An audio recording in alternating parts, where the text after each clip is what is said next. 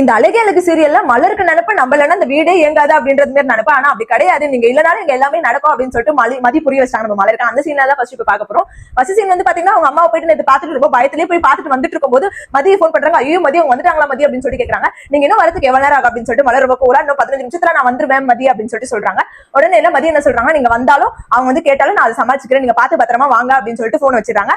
அதுக்கப்புறம் பேசிட்டே இருக்கும்போது பாத்தீங்கன்னா அவங்க வீட்டுல இருந்து எல்லாரும் வந்துட்டாங்க. அப்புறம் ஸ்ருதி பார்த்து சொல்றாங்க, ஐயோ அண்ணி அம்மா அப்பா வட்டாங்க அப்படின்னு அவர்கிட்ட விட பாத்துக்கலாம் அப்படின்னு சொல்லிட்டு உள்ள வந்ததும் உங்க மாமியார் மலருன்னு கேக்குறாங்க, கூப்பிடுறாங்க. அதுக்கப்புறமேட்டு மதி சொல்றாங்க, என்னாச்சு அவருக்கு என்ன சொன்னாங்க அப்படின்னு. இது போல ஒன்னும் இல்லப்பா, லைட்டா தான் கொலஸ்ட்ரால் ஏறி இருக்கா, வேற ஒன்னும் கிடையாது, இந்த மாதிரி சாப்பாடு ஃபுட் ஐட்டம்ஸ் கொஞ்சம் மாத்திருக்காங்க, டேப்லெட்ஸ் எல்லாம் எழுதி கொடுத்துருக்காங்க, அவ்வளவுதான், வேற எதுவும் அப்படின்னு. எங்க மலர் கூப்பிட்டு மலர் காணவே காணும் அப்படின்னு மதி சொல்றாங்க. அவங்க கோயிலுக்கு போயிருக்காங்க அப்படின்னு. இந்த டைம்ல எதுக்கு கோயிலுக்கு அப்படின்னு சொல்லிட்டு சொன்ன உடனே இல்ல இவருக்கு இந்த மாதிரி ஹாஸ்பிட்டல் கூட்டு போயிருக்காங்க, சோ நல்லபடியா அவர் வந்துடணும் அப்படின்றதுக்காக விளக்கு போறதுக்காக போயிருக்காங்க, இப்ப வந்துருவாங்க அப்படின்னு சொல்லிட்டு சொல்றாங்க. ஓ அப்படியா அப்படின்னு சொல்லிட்டு அதுல அந்த சீன் முடிக்கிறாங்க. அதுல மதி வந்து வெளியே நின்றுட்டு இருக்காங்க, ஸ்ருதியும் கூட வந்து நிக்கிறாங்க. உடனே அவங்க அம்மா வந்து கேக்குறாங்க, என்னாச்சு நீங்க எதுக்கு 2 பேரும் இங்க நின்றுட்டு இருக்கீங்க அப்படின்னு. இல்ல மலரக்கா வரேன்னு சொன்னாங்க, அதனால வெயிட் பண்ணி நின்றுட்டு இருக்கோம் அப்படின்னு. ஓ அப்படியா சரி ஓகே அப்படின்னு சொல்லிட்டு அதுல அவங்க உள்ள போயிடறாங்க. அப்புறம் சுத்தி கேக்குறாங்க, சரி அண்ணி நம்ம இங்க சொல்லி சமாளிச்சுட்டு கோயிலுக்கு போறோம்னு சொல்லிட்டு. ஆனா அண்ணி வந்து எப்படி சொல்லுவாங்க அப்படின்னா, அதுக்குதான் நான் வெளியே நிக்கிறேன், அவங்க வந்ததும் நம்ம எல்லாத்தையும் சொல்லிடலாம் அப்படின்னு சொல்லிட்டு சொல்றாங்க. ஓகே அண்ணி, ஆனா கோயில் போறதுக்கு தேவையானதெல்லாம் பால் பழம் அதுக்கப்புறமேட்டு பூ அதெல்லாம் அப்படின்னு. ஆமால நீ போயிட்டு எல்லாத்தையும் விபூதி குங்குமம் எல்லாத்தையும் எடுத்துருவா அப்படின்னு சொல்லி ஸ்ருதி கிட்ட சொல்லி அனுப்புறாங்க. ஸ்ருதி எல்லாத்தையும் எடுத்து வரும்போது நம்ம மலர் வந்துறாங்க. ஐயோ மதி என்னாச்சு நான் மாட்டிக்கிறேன் அப்படின்னு. நீங்க எதுக்கு இப்ப பதறீங்க, ஒன்னும் கிடையாது, நீங்க கோயிலுக்கு போயிருக்கீங்க, நான் சொல்லி சமாளிச்சுட்டேன், நீங்க இந்த விபூதி குங்குமம் நீங்களும் கொஞ்சம் வச்சுக்கிட்டு அவங்களுக்கு எடுத்து போய் நான் கோயிலுக்கு போட்டு விளக்கு போட்டு அப்படின்னு சொல்லுங்க.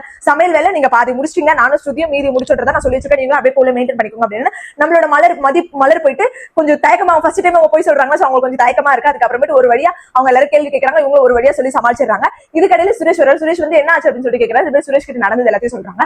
அதோட வந்துட்டு மலர் வந்து இல்லத்தா இது மாதிரி கோயிலுக்கு போனா மாமாக்கு சரி அப்படின்னு வேண்டிட்டு வந்து வேற எதுவும் அப்படின்னு. சரி ஓகே சாப்பிடலாம் வாங்க அப்படின்னு சொல்லிட்டு கிச்சனுக்கு போயிடுறாங்க. கிச்சன் போனோன்னு நான் தான் மதி இவ்வளவு பயப்படுறேன், ஆனா பாரு அவங்க ஒரு பெரிய விஷயமாவே எடுத்துக்கலாம் அப்படின்னு. நீங்க தான் நினைச்சிட்டு இருக்கீங்க உங்களால தான் இந்த வீடு ஃபங்க்ஷன் ஆகுது அப்படின்னு சொல்லிட்டு. அப்படிலாம் கிடையாது, நீங்க இல்லனாலும் அவங்க வேலையை அவங்க தான் பண்ணுவாங்க, அதனால இனிமே உங்களுக்கு தேவையானது நீங்க பண்ணிக்க கத்துக்கோங்க அப்படின்னு சொல்லிட்டு நம்மளோட மதி சொல்றாங்க. ஆமா மதி கரெக்ட் தான் அப்படின்னு சொல்லிட்டு மலர் சொல்றாங்க. இதனால உனக்கும் ஸ்ருதிக்கும் ரொம்ப தேங்க்ஸ் அப்படின்னு சொல்லிட்டு 2 பேருக்குமே தேங்க்ஸ் சொல்றாங்க. அடுத்து பாத்தீங்கன்னா ரேவதிக்கு போன் பண்ணி நடந்த விஷயத்தை எல்லாத்தையும் சொல்லிட்டு மதி தான் கரெக்ட் ரேவதி, நம்மளாம் இதுக்கு சரிப்பட்டு வர மாட்டா, அவதான் எனக்கு தைரியம் கொடுத்தா அனுப்புறேன் அப்படின்னு. இனிமே நீங்களும் அப்படி இருக்க கத்துக்கோங்க நீ அப்படின்னு சொல்லிட்டு நம்மளோட ரேவதி சொல்லிட்டு இருக்கும்போது பாக்யராஜ் வராரு. பாக்யராஜ் வந்து அவங்க பேசுறது எல்லாத்தையும் கேட்டுட்டு இருக்காரு. ஆனா அவருக்கு இன்னும் தெரியாது, மலரும் இன்னும் சொல்லல எந்த விஷயமும். இது பேசிட்டு இருக்கும்போது தங்கராஜ் இடையில வந்து அப்படி நின்று கேட்கறாரு, ஒட்டி கேட்கறாரு, என்ன பேசிட்டு இருக்கா யார்கிட்ட பேசுறா அப்படின்னு சொல்லிட்டு ஒட்டி கேட்கறாரு. அதோட இந்த எபிசோட முடிச்சிருக்காங்க.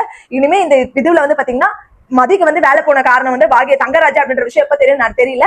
அது தெரிஞ்சதுல என்ன ஆகும் அப்படின்றத வெயிட் பண்ணி பார்ப்போம். என்ன நடக்கும்ன்றது உங்களுக்கு எதனா ஐடியா இருந்தா கீழே கமெண்ட் செக்ஷன்ல சொல்லுங்க. இந்த மாதிரி மோர் அப்டேட்ஸ் கண்டிப்பா நம்ம சேனல் மறக்காம சப்ஸ்கிரைப் பண்ணிக்கோங்க.